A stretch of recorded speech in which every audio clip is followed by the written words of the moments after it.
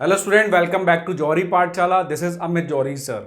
In today's session, we will talk about the conic section mathematics for Z main student.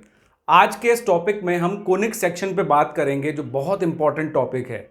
Ji main में आप हमेशा उसके questions मिलेंगे आपको और आप कई बार इस क्वेश्चंस को और इस टॉपिक को थोड़ा डिफिकल्ट समझते हैं. इस टॉपिक को बहुत बेसिक से लेके फंडामेंटल से लेके मैं काफ़ी एडवांस तक लेके जाऊंगा, तो वीडियो को एंड तक ज़रूर देखें. तो सबसे पहले इसकी हिस्ट्री की बात करते हैं. कोनिक सेक्शन में नाम में ही कोनिक है, मतलब कोन का रिलेशन है. तो ये काम मिस्टर यूक्लिड ने किया. मिस्टर यूक्लिड ने डबल कोन लिया और डबल कोन में उन्होंने इस लाइन को जनरेटर और यहां बनाई ये axis, common axis of both the cone. तो ये हो गई एक्सिस. अब इस एक्सिस और जनरेटर के साथ उन्होंने एक प्लेन लिया. प्लेन को कभी वो पैरेलल रखते थे जनरेटर एक्सिस से, फिर उसको रोटेट करते थे अबाउट द एक्सिस, या कभी कुछ एंगल पे रखा प्लेन को और फिर रोटेट किया. तो जो फिगर सामने आए वो कोनिक के फिगर बने, जिसको आज हम पढ़ते हैं पैराबोला, एलिप्स, हाइपरबोला, इन सब फिगर्स को. ठीक है जी. तो ये है इसका शॉर्ट हिस्ट्री जो यूक्लिड ने डिराइव की. लेकिन इस तरह से समझना आपको जरूरी है, इसको माइंड में रखना. लेकिन मैथमेटिकल क्वेश्चंस में इसके लिए इमेजिनेशन बहुत डिफिकल्ट पड़ जाती है.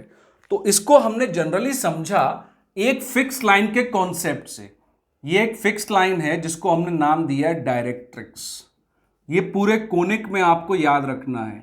एक फिक्स पॉइंट लिया जिसको हम नाम देंगे फोकस, शॉर्ट सिंबल ले लेंगे इसका एफ. ठीक है जी. अब कोनिक को समझते हैं. तो कोनिक के लिए कोई भी पॉइंट का आर्बिट्ररी पॉइंट आपने ले लिया एक्स वाई, इसका perpendicular distance from the directrix and the distance from the focus, इसको एफ, इसको एम नाम दे देते हैं.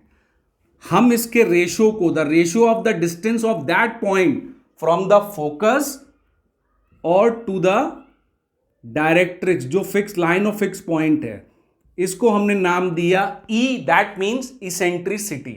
Eccentricity is a very important mathematical term of conic. ये आपको कोनिक में बहुत सारे आंसर्स देगी. लेकिन इसके अलावा अब हमें कोनिक को और अच्छे से पहचानना है. अभी हम किसी फिक्स फिगर की बात नहीं कर रहे हैं, आप सब लोग माइंड में रखें. अभी मैं पैराबोला, हाइपरबोला और एलिप्स की बात बिल्कुल नहीं कर रहा हूं. अभी मैं सिर्फ और सिर्फ बात कर रहा हूं कोनिक्स की, कि कोनिक्स कैसे आगे डिराइव होता है, एक जनरल इक्वेशन ऑफ कोनिक्स की क्या होती है. तो कोनिक्स कैसे डिराइव हुआ ये तो हमने देख लिया कि हम जब इस पॉइंट को देखेंगे, इस पॉइंट का जो लोकस बनेगा, locus means combination of points का जो फिगर बनेगा, उससे कोई ना कोई फिगर जनरेट होगा. और इसमें सबसे इंपॉर्टेंट चीज हमने क्या निकाली, इसेंट्रिसिटी. सेकेंड इंपॉर्टेंट चीज है कि कोई भी कोनिक हो उसकी एक जनरल क्वाड्रेटिक इक्वेशन होती है इन टू वेरिएबल्स.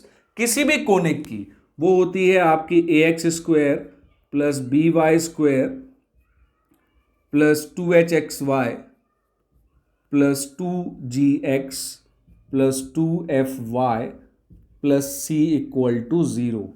ठीक है जी. किसी भी कोनिक को आप लेंगे, कोई भी कोनिक हो, उसकी जनरल इक्वेशन हमेशा यही रहेगी. अब इस जनरल इक्वेशन से क्या आइडेंटिफाई करना है, ये क्वाड्रेटिक इक्वेशन है तो इसका एक डिस्क्रिमिनेंट होगा, उसको हम डेल नाम दे देते हैं.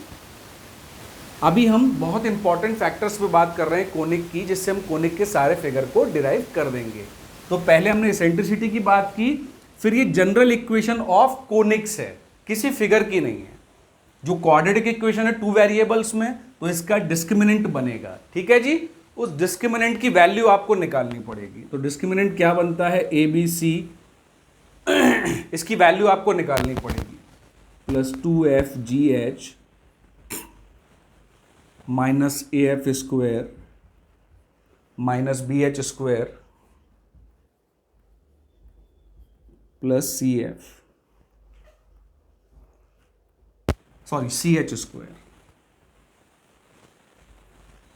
ये है आपकी equation of discriminant of conic equation. जो कोनिक की जनरल इक्वेशन हमने लिखी है क्वाड्रेटिक की, उसका डिस्क्रिमिनेंट है क्या है, डिस्क्रिमिनेंट।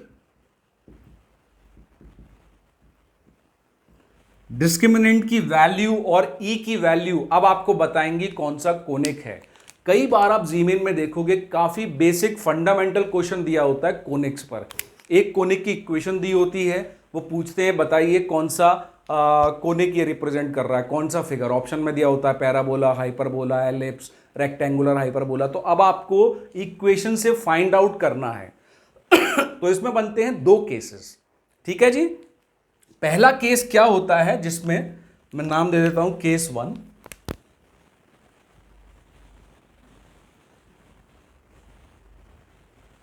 इस केस में हम ये मान के चलते हैं कि फोकस जो पॉइंट है वो डायरेक्टली किस पे लाई करता है, डायरेक्ट्रिक्स पे। Focus point lie on the directrix. Focus point कहां लाई करता है, डायरेक्ट्रिक्स पे। तो फोकस को एफ लिख रहा हूं, लाई ऑन डायरेक्ट्रिक्स।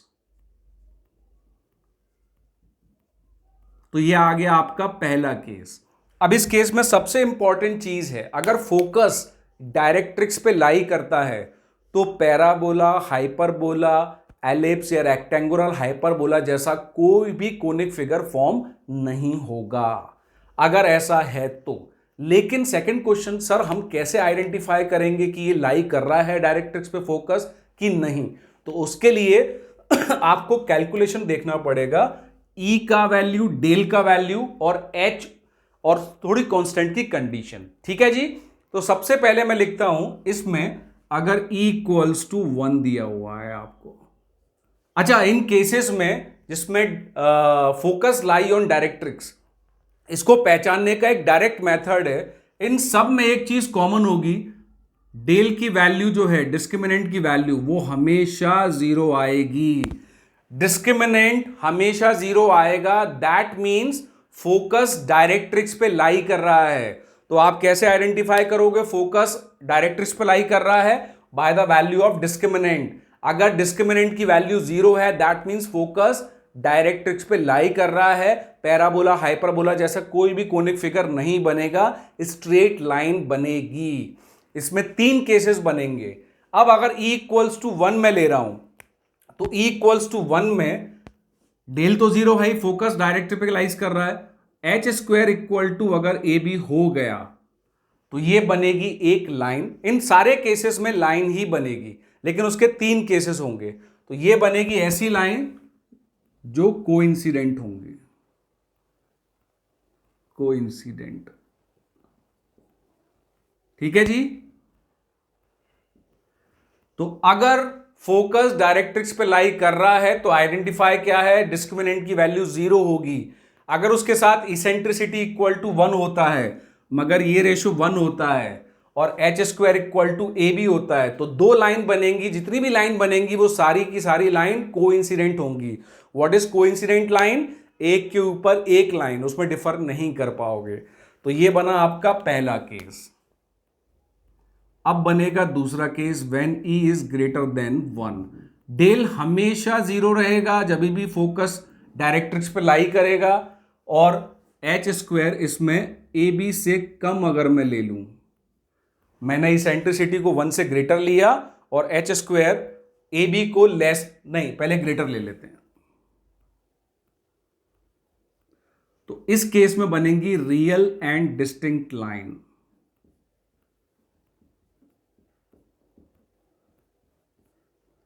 इस केस में क्या बनेगी, रियल और डिस्टिंक्ट लाइन, और जिसका पॉइंट ऑफ इंटरसेक्शन होगा आपका फोकस पे। ये सारी लाइंस रियल होंगी, डिस्टिंक्ट होंगी, मतलब अलग अलग होंगी, और ये एक पॉइंट पे, कॉमन पॉइंट पे इंटरसेक्ट करेंगी। वो कॉमन पॉइंट क्या होगा, फोकस। ये सारी लाइन फोकस पे इंटरसेक्ट करेंगी। थर्ड केस आता है, अगर मान लो E लेस देन 1 है। डेल तो 0 है ही, क्योंकि फोकस डायरेक्ट्रिक्स पे लाई कर रहा है, तो डेल डिस्क्रिमिनेंट तो हमेशा 0 है। अब अगर यहां पे एच स्क्वायर लेस देन ए बी आ जाता है, तो ये बनेगी इमेजिनरी लाइन।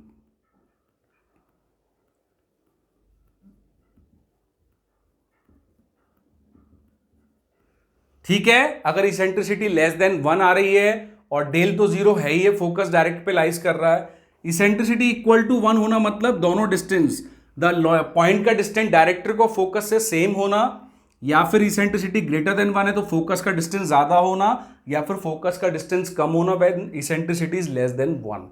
इन तीनों केसेस में when discriminant is 0 that means, उसका मतलब क्या है, मैं रिपीट कर रहा हूं, डिस्क्रिमिनेंट 0 है मतलब फोकस लाई कर रहा है डायरेक्ट्रिक्स पे। उन केस में 3 केस बनेंगे, सारे स्ट्रेट लाइन बनेंगी। एक केस में straight line real and distinct होंगी जो फोकस पे जाके इंटरसेक्ट करेंगी, दूसरे केस में कोइंसिडेंट, और तीसरे केस में इमेजिनरी लाइन, मतलब ऐसी लाइन जो होगी बट दिखती नहीं है, that is called imaginary lines. तो ये 3 केस आपके बन गए। अब हम आते हैं केस नंबर 2 पर।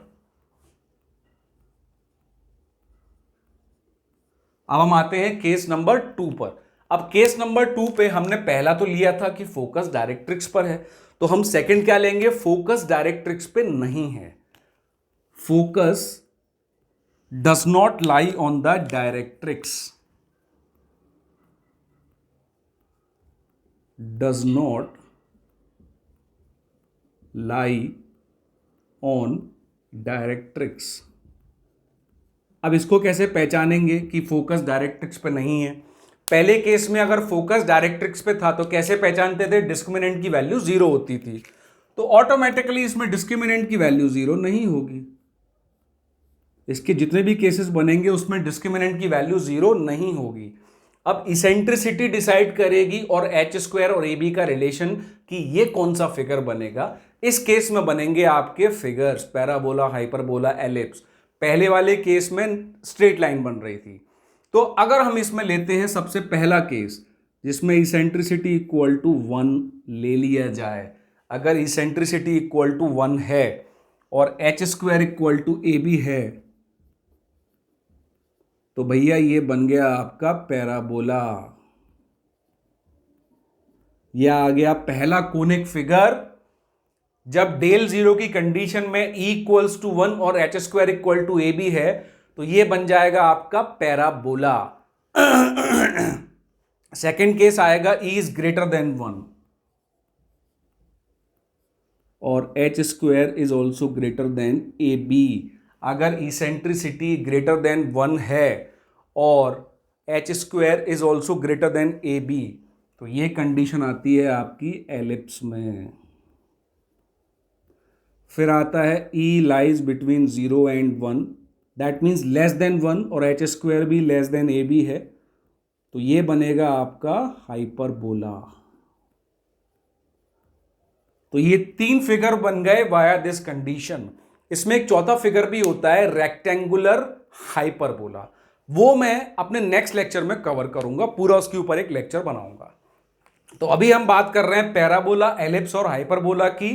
हमने ये कंडीशन देख ली। अभी तक हमने किसी भी कोनिक फिगर की डिटेलिंग नहीं की है। अभी हम सिर्फ कोनिक की इक्वेशन से और इसेंट्रिसिटी से ये फाइंड कर रहे हैं, रिकॉग्नाइज कर रहे हैं कि कौन सा कोनिक फिगर इसमें बनेगा। तो वो हमने पूरा कर लिया। अब मैं इसको रिपीट कर देता हूं एक समरी की टाइप से। सबसे पहले हमने देखा यूक्लिड ने जो काम किया ज्योमेट्री में कोनिक्स में कि 2 कोन को उसने लिया, इस तरह से एक कोन और उसके इन्वर्टेड कोन, और उसमें प्लेन को लिया, उस प्लेन को कभी जनरेटर से पैरेलल रखा, कभी कुछ एंगल पे रखा और रोटेट करके उसका लोकस जो बना उसका फिगर निकाला। तो उसके फिगर में ये सारे केस हमारे पास मिल गए। कोई भी कोनिक हो उसकी जनरल इक्वेशन हमेशा क्वाड्रेटिक रहेगी जिसमें एक्स स्क्वायर और वाई स्क्वायर का कोफिशिएंट सेम नहीं होगा। उस क्वाड्रेटिक इक्वेशन से सबसे पहले हम डिस्क्रिमिनेंट की वैल्यू निकालेंगे। डिस्क्रिमिनेंट की value is a very important factor जो आपको इतनी इंपॉर्टेंट इंफॉर्मेशन देगा जो हम यहां कर रहे हैं। अगर डिस्क्रिमिनेंट 0 है, फोकस लाई ऑन डायरेक्ट्रिक्स, कभी भी पैराबोला, हाइपरबोला, एलिप्स नहीं बनेंगे, स्ट्रेट लाइन बनेंगी। उसके तीनों केसेस मैंने आपको बता दिए। अगर फोकस डायरेक्ट्रिक्स पे नहीं है तो डेल 0 नहीं होगा, डिस्क्रिमिनेंट 0 नहीं होगा।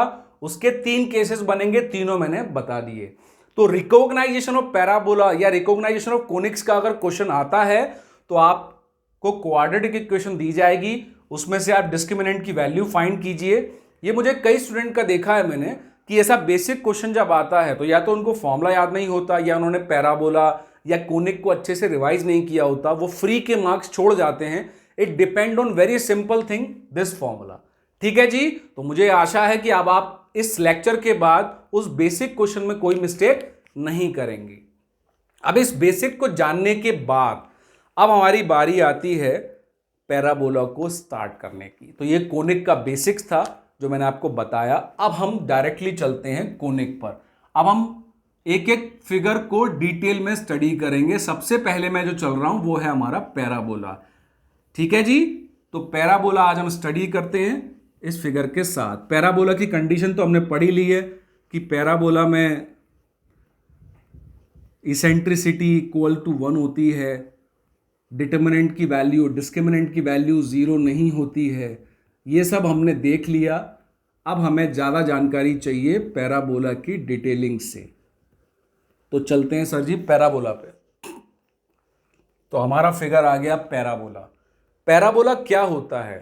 The locus of point. Whenever I से लोकस, लोकस का बेसिक मीनिंग होता है ऐसे सारे पॉइंट्स को कंबाइन करके फिगर बनाना जो उस कंडीशन को, जो दी गई कंडीशन है, गिवन कंडीशन को सेटिस्फाई करते हैं। Locus of A point equidistant from the directrix that is fix line and the focus.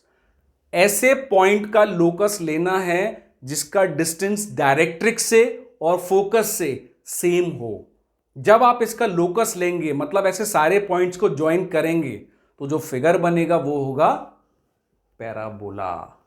तो पैराबोला के लिए जो हमने कोनिक्स में इसेंट्रिसिटी पढ़ी थी वो इसेंट्रिसिटी क्या हो जाती है? 1 डायरेक्टली। ठीक है जी। अब बहुत टाइप के पैराबोला होते हैं और उनसे जुड़ी हुई बहुत सारी चीजें होती हैं। तो हम एक एक करके स्टडी करते हैं। ये हमने लाइन ले ली डायरेक्ट्रिक्स। ठीक है जी। ये एक्स एक्सिस में एज्यूम कर लेता हूं, ये एक्स का नेगेटिव पार्ट, ये वाई और ये वाई का नेगेटिव पार्ट। ये हमने ले लिया ओरिजिन। अब ये जो ओरिजिन है ये हमने ले लिया फोकस। ठीक है जी। और पैराबोला का शेप बना देते हैं।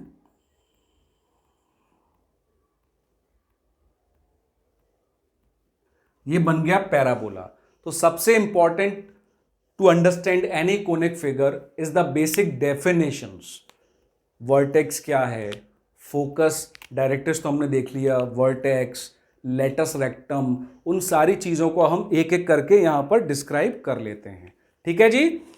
सबसे पहले मैं चलता हूं इसके वर्टेक्स पर। ये है इसका vertex. The point of intersection of parabola to the axis is called vertex. Vertex क्या होती है? The point of intersection of parabola और उसकी एक्सिस पे। एक्सिस क्या होती है सर? अभी तो हमने पढ़ा ही नहीं। तो एक्सिस क्या होती है? पहले हमने वर्टेक्स की डेफिनेशन पढ़ी, the point of intersection of parabola और किसी भी कोनिक फिगर का उसकी एक्सिस के साथ। ठीक है जी। अब एक्सिस क्या होती है? Axis is the line perpendicular to directrix and join passes through the focus is called axis.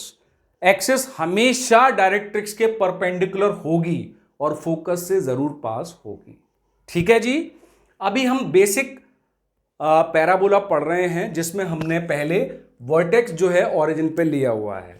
तो वर्टेक्स के जो कोऑर्डिनेट हैं वो 0 0 हैं और ये जो डिस्टेंस हम ले रहे हैं ये हम ले रहे हैं a, फोकस का डिस्टेंस फ्रॉम वर्टेक्स। तो फोकस के कोऑर्डिनेट क्या हो जाएंगे? a,0।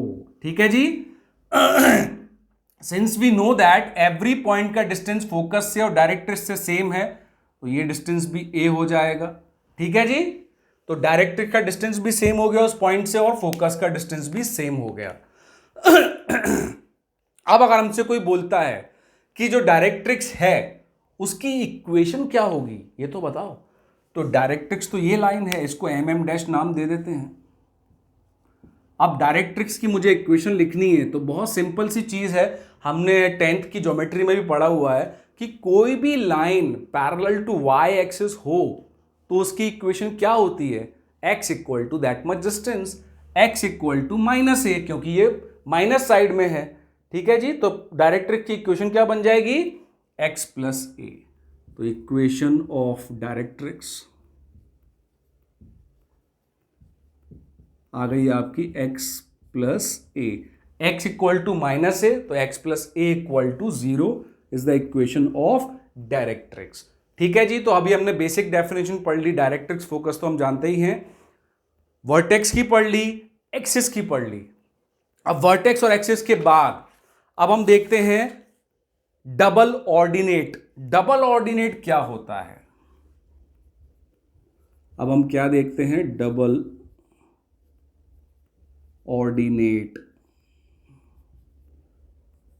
डबल ऑर्डिनेट का मतलब होता है एक ऐसी लाइन जो पैराबोला को दो डिस्टिंक्ट पॉइंट पे कट करे ऑन आइदर साइड। मतलब अगर एक पॉइंट ए ले लिया और ऐसे पास कर दिया तो दिस इज एल, इसको नाम दे देते हैं क्यू, इसको नाम दे देते हैं क्यू डैश। तो क्यू एंड क्यू डैश जो है, Q Q dash is the double ordinate. इसके दो ऑर्डिनेट बनेंगे, एक ये वाला और एक ये वाला, एक बनेगा क्यू और एक बनेगा क्यू डैश। ठीक है जी, ये आया आपका डबल ऑर्डिनेट। एक्सिस के परपेंडिकुलर लाइन लेनी है और जो पास कट करे पैराबोला को on either side of the axis is called double ordinate. Double ordinate में अब इनके कोऑर्डिनेट वो सब मैं आपको अभी बताऊंगा, उससे पहले मैं चलता हूं और दूसरी बेसिक डेफिनेशन लेटस रेक्टम पर, फिर इसके बाद पूरी इक्वेशंस में आपको क्लियर करूंगा। लेटस रेक्टम पे चलते हैं, पहले सारी बेसिक टर्म्स को समझ लेते हैं। लेटस रेक्टम क्या होता है? लेटस रेक्टम सबसे स्मॉलेस्ट डबल ऑर्डिनेट है और जो पास होगी फोकस से। डबल ऑर्डिनेट क्या थी? कोई भी perpendicular line to the axis जो पैराबोला को आइदर साइड पे कट करे। अब उसी को अगर मैं फोकस से पास कर दूं, थोड़ा टेढ़ा बन रहा है, तो ये बन जाएगा आपका डायरेक्ट्रिक्स। तो ये हो गया Q Q dash double ordinate, और लेटस रेक्टम क्या हो गया? L L dash. सबसे शॉर्टेस्ट लेटस रेक्टम जो है सबसे शॉर्टेस्ट डबल ऑर्डिनेट लाइन होती है, बिल्कुल उसी तरह दोनों पॉइंट पे उसने, लेकिन वो फोकस से पास होती है, ये है दिक्कत। ठीक है जी, तो ये हो गई लेटस रेक्टम। अब इस कोनिक फिगर की इक्वेशन क्या होगी? तो जो कोनिक फिगर किसके एक्सिस के अराउंड हमेशा ये सिमेट्रिकल होता है और उसकी एक्सिस क्या है? X axis. तो इसका जनरल इक्वेशन क्या हो जाएगा? Y square equal to 4ax, और a क्या है? Distance of the focus to the vertex. तो जो 4a जी, ये 4a जो आ रही है आपकी इक्वेशन में, ये है आपकी लेंथ ऑफ लेटस रेक्टम। ये लेटस रेक्टम की लेंथ होती है। तो कभी भी आपको फॉर्मूला दिया हो तो उसमें जो 4a पार्ट होगा या x के साथ जो कोफिशिएंट लगा होगा, that is the length of latus rectum. अब हम नेक्स्ट चलते हैं फोकल कॉर्ड पर। अब हमने देखा फोकल कॉर्ड नाम की भी एक चीज होती है। मैं थोड़ा डिफरेंट कलर यूज करते जाता हूं जिससे कि आपको क्लियरली आइडेंटिफाई हो जाए फोकल कॉर्ड। फोकल कॉर्ड क्या होती है? तो फोकल कॉर्ड एक ऐसी लाइन होती है जो फोकस से पास हो और पैराबोला को आइदर साइड पे टच भी करे, इंटरसेक्ट भी करे, that is called the focal chord. Latus rectum का उससे भी रिलेशन है, सबसे शॉर्टेस्ट फोकल कॉर्ड है वो भी लेटस रेक्टम ही है।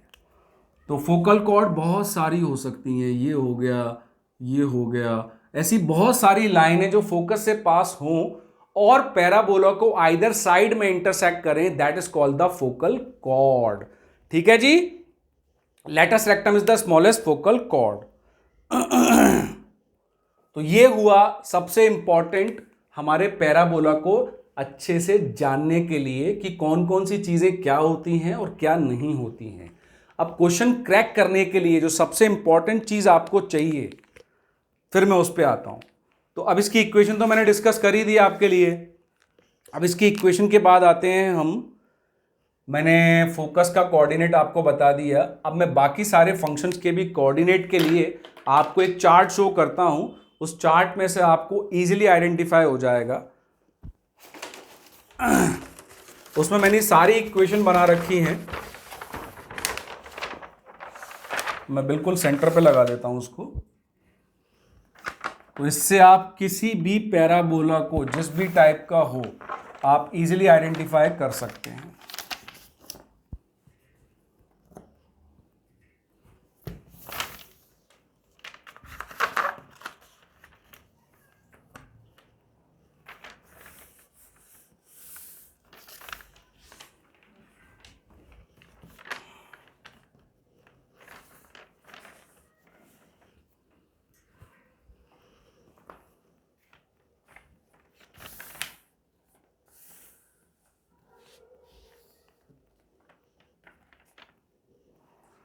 तो ये है वो चार्ट। इस चार्ट से आप इजीली आइडेंटिफाई कर पाएंगे। मैं इसको थोड़ा जूम कर देता हूं आपके लिए तो आप इजीली देख पाएंगे। ठीक है जी। अब ये जूम करते ही आपको दिख रहा है मैंने चार टाइप के पैराबोला बना रखे हैं। एक जो एक्स एक्सिस उसकी एक्सिस है, दूसरा नेगेटिव एक्स एक्सिस पे, third y axis is the axis, fourth negative y axis is the axis. ठीक है जी। अब मैंने इस फिगर में वर्टेक्स का कोऑर्डिनेट, फोकस के coordinate, equation of axis, equation of tangent, मैं टेंजेंट आपको बताना भूल गया। टेंजेंट मींस क्या होता है, किसी भी कोनिक को एक पॉइंट पे टच करे। अभी हम बेसिक टेंजेंट की बात कर रहे हैं। जो पैराबोला में यहां पे लिया हुआ है वो टेंजेंट एट वर्टेक्स है, मतलब वर्टेक्स पे ड्रॉ की हुई टेंजेंट है। तो टेंजेंट कभी वाई एक्सिस है कभी एक्स एक्सिस है, तो आप इजीली देख सकते हैं। और इस चार्ट से आपको पूरा इसका जो भी फिजिकल टर्म इन्वॉल्व है, vertex, focus, equation of tangent at vertex, length of latus rectum, and points of latus rectum, L एल डैश मैंने बताया था उसके कोऑर्डिनेट आप यहां से देख सकते हैं। ए plus minus 2a, plus 2a कब लोगे ऊपर वाली साइड के लिए, माइनस 2a कब लोगे नीचे वाली साइड के लिए। Minus A plus minus 2a when it is negative x axis, अगर उसकी एक्सिस होगी तो ये कोऑर्डिनेट आ जाएंगे। तो इस चार्ट से आपको पूरा आइडिया हो जाता है। इस चार्ट को आप या तो फोटो ले लें, बेस्ट तरीका होगा आप अपने हाथ से नोट डाउन करें। When you right from your hand during the class, आपकी मेमोरी लास्ट लॉन्ग रहती है, काफी देर तक आपको याद रहता है। और कोनिक्स में सबसे इंपॉर्टेंट चीज है फॉर्मूला। अगर आपको फॉर्मूला टिप पर हैं, पूरे जी मेन में मैथमेटिक्स और फिजिक्स में मेमोरी का बहुत बड़ा क्वेश्चन है। अगर आपकी मेमोरी शार्प है तो आप काफी सारे क्वेश्चन को इजीली कर सकते हैं। तो ये था चार्ट। अब इस चार्ट के बाद ये सारे टाइप के पैराबोला मैंने डिस्कस कर लिए। अब मैं एक पैराबोला आपको बना के इसको क्लियरली समझा देता हूं कि मैं क्या बोलना चाह रहा हूं।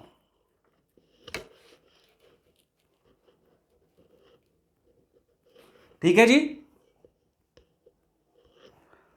अब एक सिंपल पैराबोला बना लेते हैं जो हमने पहले भी ड्रॉ किया था।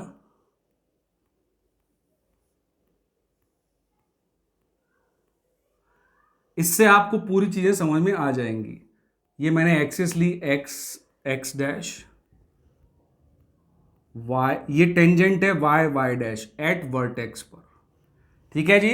और ये है आपकी directrix, parallel to y axis is the directrix. अब इसके पॉइंट्स को, फिगर को मैं इजीली रखता जाता हूं। सबसे पहली बात, वर्टेक्स हमने ओरिजिन पे लिया, उसके कोऑर्डिनेट क्या है 0,0। ये रहा आपका फोकस, उसके कोऑर्डिनेट क्या है a,0। ऐसा पैराबोला जो फर्स्ट वाला है जिसकी एक्सिस है एक्स एक्सिस, इसकी इक्वेशन होती है Y square equal to 4ax। ठीक है जी। फोकस का कोऑर्डिनेट आ गया, वर्टेक्स का कोऑर्डिनेट आ गया। उसके बाद क्या है, इक्वेशन ऑफ एक्सिस। एक्सिस क्या है एक्स एक्सिस, मतलब y इक्वल्स टू 0। अब आते हैं इक्वेशन ऑफ टेंजेंट। जो टेंजेंट है वो y एक्सिस है, x इक्वल टू 0, और जो इक्वेशन ऑफ एक्सिस थी वो x एक्सिस है, तो y equal to 0। Equation of directrix जो मैंने आपको अभी बताई थी कि ये जो डिस्टेंस है वो a है, ये हम जानते हैं। ये वाला वर्टेक्स का डिस्टेंस यहां से भी a है और यहां से भी a है। Since it is a line parallel to y axis at a distance of a on the negative side, तो उसकी इक्वेशन क्या हो जाएगी डायरेक्ट्रिक्स की, x plus A equal to 0 is the equation of directrix. ठीक है जी। उसके बाद length of latus rectum. Latus rectum वो लाइन होती है, या तो उसको आप शॉर्टेस्ट फोकल कॉर्ड बोल दो या फिर आप उसको शॉर्टेस्ट डबल ऑर्डिनेट, जो फोकस से पास होता है परपेंडिकुलर, उसको बोलते हैं लेटस रेक्टम, एल डैश। ठीक है जी। अब इसके कोऑर्डिनेट क्या होंगे, तो ये वाले पॉइंट के कोऑर्डिनेट क्या हुए a,2a। अब ये फर्स्ट क्वाड्रेंट में था, दोनों पॉजिटिव हैं। याद करने का तरीका बता रहा हूं, ये है फोर्थ क्वाड्रेंट में, तो a तो वही रहेगा, x एक्सिस तो पॉजिटिव ही है, ओनली y का कोऑर्डिनेट साइन चेंज होगा। तो ये बन जाएंगे a कॉमा -2a। मेमोरी में रखने के लिए बहुत सारे ऐसे ट्रिक्स आप पढ़ते समय बना लीजिए, आपको बहुत ज़्यादा देर तक याद रहेगा। हमने एंड पॉइंट्स लिख लिए, इक्वेशन ऑफ लेटस रेक्टम लिख लिया, फोकल डिस्टेंस, कोई भी पॉइंट पे फोकल कॉर्ड, अभी अभी मैंने आपको लेक्चर में बताया था, कोई भी लाइन जो फोकस से पास हो रही हो is called the focal cord. और इस फोकल कॉर्ड का हमें अगर डिस्टेंस देखना है, फोकल डिस्टेंस ऑफ P, कोई भी पॉइंट ले लो P, तो वो आएगा हमेशा x + a। ठीक है जी, ये उसकी फोकल डिस्टेंस होगी उस पैराबोला की पॉइंट P पे। अब हम यहां आते हैं, अच्छा मैं यहां पर डबल ऑर्डिनेट बताना भूल गया, तो ये है आपका डबल ऑर्डिनेट सिस्टम, Q और Q'। ये है आपका double ordinate Q and Q'। A line perpendicular to axis and cut the parabola on either side is called the double ordinate. ठीक है जी, तो ये आ गए आपके डबल ऑर्डिनेट। अब आते हैं हम सबसे इंपॉर्टेंट चीज को ये समझने के लिए कि कई बार आपको पॉइंट को डिफाइन नहीं किया होता, आपको पॉइंट को एज्यूम करना पड़ता है कि उसके कोऑर्डिनेट हम कुछ लें और फिर क्वेश्चन को सॉल्व करें, जिसको हम बोलते हैं पैरामेट्रिक फॉर्म। तो अब हम चलते हैं अपनी पैरामेट्रिक फॉर्म पर।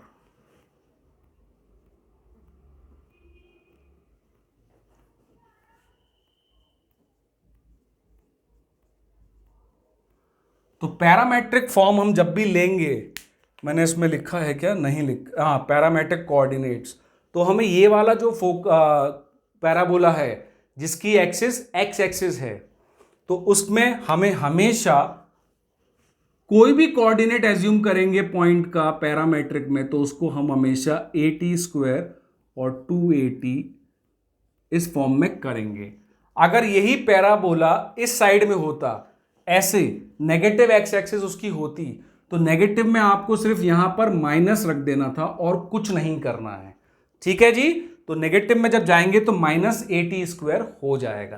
तो ये कोऑर्डिनेट किसी भी पॉइंट का पैराबोला पे जो लाई करता है, अगर आपको लेना है तो आप सीधे पैरामेट्रिक फॉर्म लगाइए to solve the important question. बहुत इजी हो जाएगा इन दिस फॉर्म, आपको काफी सिंपल पड़ेगा। ठीक है जी, अब पैरामेट्रिक फॉर्म के कोऑर्डिनेट को हम याद कैसे रखें, तो आप एक चीज हमेशा याद रखिए, इस इक्वेशन में नॉन स्क्वायर वाला वेरिएबल कौन है, x। तो जो नॉन स्क्वायर वाला वेरिएबल हो उसमें हमेशा स्क्वायर वाली क्वांटिटी आएगी, और जो स्क्वायर वाला है y वो 280 की फॉर्म में आएगा। प्लस माइनस आप डिसाइड करेंगे कि x है या y है, और पॉजिटिव साइड है या नेगेटिव साइड। मैं एक बहुत अच्छा एग्जांपल देता हूं। अब मान लो यही पैराबोला ऐसा दिया हुआ है ऊपर वाला, अब इसकी एक्सिस क्या हो गई, y एक्सिस पॉजिटिव वाली, तो इसकी इक्वेशन क्या हो जाएगी, x² = 4ay। अब इसमें पैरामेट्रिक कैसे लगाएंगे, नॉन स्क्वायर कौन है, y, तो नॉन स्क्वायर जो होता है उसकी जगह क्या आएगा, at², तो y कोऑर्डिनेट आ गया at², और जो स्क्वायर वाली क्वांटिटी है वो 280 आ जाएगी। तो सिंपली आपको इजीली फाइंड हो गया पैरामेट्रिक फॉर्म। अगर ये नीचे वाला होता तो नीचे वाले में -y हो गया है, तो आपको सेम कोऑर्डिनेट रखने हैं, लेकिन आपको at² में माइनस साइन लगा देना है। This is called parametric form. अब हमको 4 टाइप के पैराबोला मिले, 1 2 3 4। पहले वाले की इक्वेशन क्या होगी, ये वाले की y² = 4ax। इस वाले की इक्वेशन क्या होगी, y² = -4ax। थर्ड वाला जो y एक्सिस के अराउंड सिमेट्रिक है, x² = 4ay, और ये x² = -4ay। ठीक है जी, ये हुआ आपका पैराबोला का एक सिंपल इजी डिटेलिंग, जो आपके जी मेन में आपकी बहुत सारी हेल्प करेगा। अब हम आते हैं इसमें पूछे गए कुछ क्वेश्चंस के ट्रिक्स पर। कई बार आपको बोलते हैं कि इस पैराबोला में एक ट्रायंगल को इंस्क्राइब किया हुआ है, इस पैराबोला में एक ट्रायंगल को इंस्क्राइब किया है, मुझे उस ट्रायंगल का एरिया फाइंड करना है, तो मैं कैसे करूं। अब मैं अगर पॉइंट्स लगाऊंगा, मैथमेटिक्स लगाऊंगा पूरा डिटेल में, तो वहाँ बहुत टाइम लगेगा और कॉम्पिटिटिव एग्जाम में आपको टाइम ही बचाना होता है। आपको उस शॉर्ट तरीके से करना है कि क्वेश्चन इजीली सॉल्व हो जाए, मतलब करेक्ट आंसर भी आए और टाइम मेरा ज़्यादा ना खाए। तो उसके लिए अब आप याद रखिए कि आपको, मैं इसको हटा देता हूं, आपको अगर एरिया ऑफ ट्रायंगल निकालना है इंस्क्राइब्ड इन ए पैराबोला,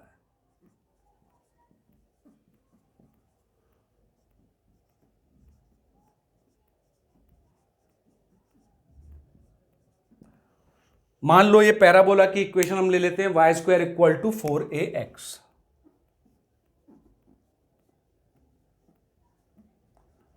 अब इसमें ट्रायंगल इंस्क्राइब है तो ट्रायंगल के 3 कोऑर्डिनेट्स हुए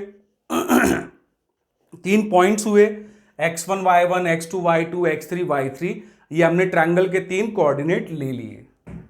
ये ले लिया हमने triangle x1 y1 x2 y2 x3 y3। तो आपको जब एरिया फाइंड करना है तो एरिया फाइंड करते समय आपको सिर्फ एक सिंपल सा डिटरमिनेंट फाइंड करना है। उसका फॉर्मूला मैं नोट कर रहा हूं, 1/8a determinant y1 square y2 square y3 square y1 y2 y3 1 1 1।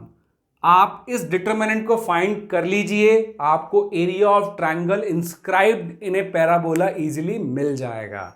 अब आप कहेंगे कि सर अगर इसमें ट्विस्ट दिया जाए, ये वाला वाई स्क्वायर की जगह मुझे एक्स स्क्वायर वाला पैराबोला दे दिया जाए, तो मैं क्या करूं? X square equal to 4ay। करना बिल्कुल भी कुछ नहीं है, स्मार्टली y कोऑर्डिनेट की जगह आपको x कोऑर्डिनेट रखने पड़ेंगे, बाकी पूरा फॉर्मूला सेम रहेगा। x1 square x2 square x3 square x1 x2 x3 1 1 1, वो वाला डिटरमिनेंट आ जाएगा। ठीक है, अब आप थर्ड बोल रहे हैं कि sir y square equal to -4ax हुआ, उससे कोई फर्क नहीं पड़ेगा प्लस माइनस से। इसके दोनों पार्ट के लिए यही फॉर्मूला है, इसके भी दोनों पैराबोला के लिए, चाहे वो एक्स एक्सिस के प्लस साइड में हो या नेगेटिव साइड में हो, फॉर्मूला वही रहेगा, डिटरमिनेंट में प्लस माइनस में चेंज नहीं होगा। ठीक है जी, ये हुआ पैराबोला का वेरी इंपॉर्टेंट डिटेलिंग जो हमने आपको किया, और एक बहुत important shortcut to find the area of triangle.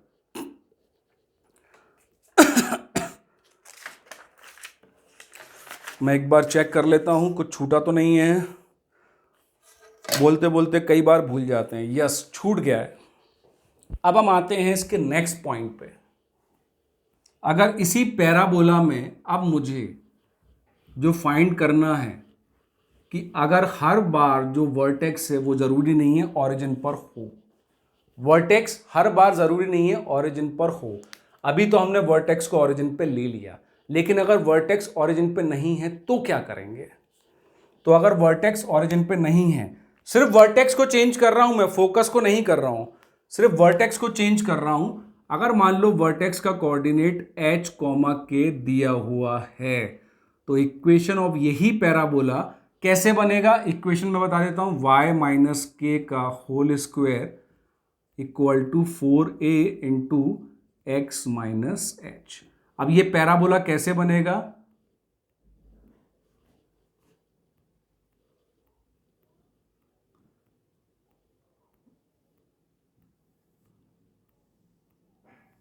अब ये ओरिजिन है, लेकिन ये अब वर्टेक्स नहीं है, वर्टेक्स क्या आ गई यहां पर। लेकिन इस वर्टेक्स में और इंपॉर्टेंट केस जो लेते हैं जिसमें हमने एक्स वाई लिया है, तो वर्टेक्स को इससे हटा देते हैं, तो फोकस तो अभी भी यही है, लेकिन वर्टेक्स यहां चला गया। ठीक है जी, तो अगर वर्टेक्स का कोऑर्डिनेट दिया हुआ है तो आपको ये स्मॉल चेंज करना पड़ेगा। ठीक है जी, अब इसको हम आगे और डिटेलिंग में डिस्कस करेंगे, अभी पैराबोला के काफी इंपॉर्टेंट पॉइंट्स बचे हुए हैं।